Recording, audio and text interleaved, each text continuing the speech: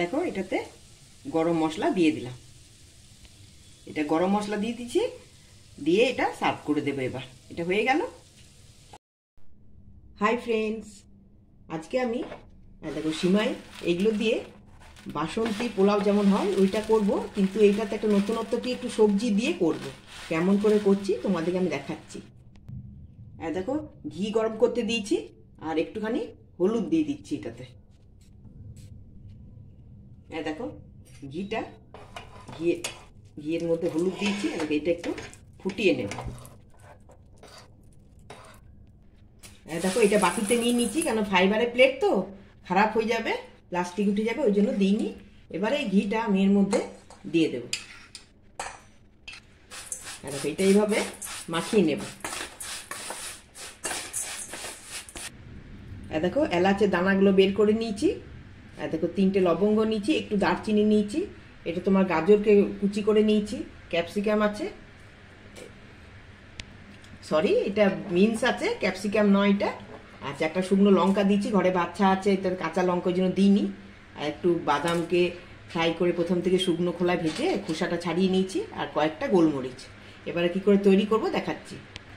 এটাতে ঘি দিয়েছি আর একটুখানি তেল দিয়েছি, বেশি ঘি খাই না বলে ওই জন্য একটু তেল মিশিয়ে দিয়েছি।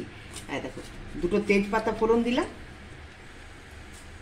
একটা ওই লঙ্কা দেখেছিলাম সেই লঙ্কাটা দিলাম, দারচিনিটা দিয়ে দিলাম, আর এই যে এলাচ আর লবঙ্গ দিয়েছি, এটা একটু নাড়াচাড়া করে নিই।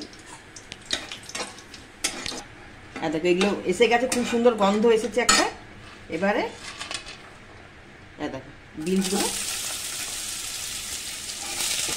এটা সবজি দিয়ে করলাম, ভালো লাগবে, বাচ্চারা খেতে চায় না তো এটা বাচ্চারাও খাবে। দেখো এইটা দিলাম না তেলে ডাইরেক্ট, ফেটে যাবে বলে এর মধ্যে এখন দিয়ে দিলাম, আর বাদামগুলো দিয়ে দিলাম। দেখো একটু এগুলো ফ্রাই করে নেব। আজকের ওয়েদার কিন্তু একদম ভালো নেই, সকাল থেকে এক বৃষ্টি পড়ছে, দেখেছো তোমরা বুঝতে পারছো নাকি জানি না। আর দেখো বৃষ্টি পড়ছে খুব, এখানে বৃষ্টি পড়ছে, তো যাই একটা সন্ধ্যাবেলা একটু খাওয়া যাবে এইসব চায়ের সঙ্গে। দেখো হালকা ফ্রাই হয়ে গেছে, একটু নুন দেবো, সবজিগুলো নাহলে ভালো লাগবে না খেতে।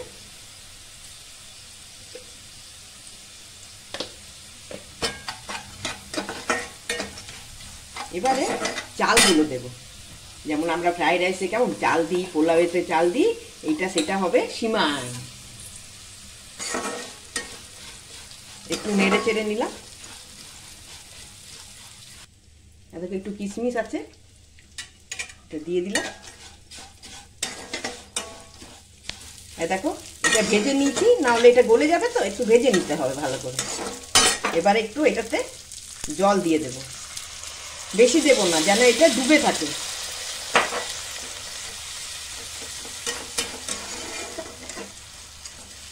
এবারে এটাতে চিনি দিয়ে দেব, এটা সিমে করে দেব, বেশি ইতে দেবো না, তাহলে এটা গলে যাবে, আর জোরে দিয়ে দিলে ওটা কি হবে, জলটা মরে যাবে আর জিনিসগুলো সেদ্ধ হবে না। এটাতে আমি চিনি গুঁড়ো করে রেখে দিয়েছি, তাই আমি এটার থেকে গুঁড়ো করে দিলাম, বেশি দেব না, হালকা দেব।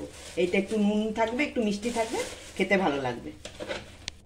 এটা এবার নেড়ে দিলাম, দিয়ে একটা চাপা দিয়ে দেব, এটা সিমে হোক। দেখো এবার ঢাকাটা খুলে দেখি, দেখেছো হয়েছে না ঝরঝরে একদম। দেখো নিজেরাই বুঝতে পারছো, এটা ঠান্ডা হলে আরেকটু ঝরঝরে হয়ে যাবে। এটা হয়ে গেল, তোমরা আমাকে লাইক করো, ফলো করো, আর প্লিজ তোমরা শেয়ার করো, আর বাড়িতে একবার করে দেখো কেমন হয়েছে খেতে, তারপর আমাকে কমেন্ট করে জানিও।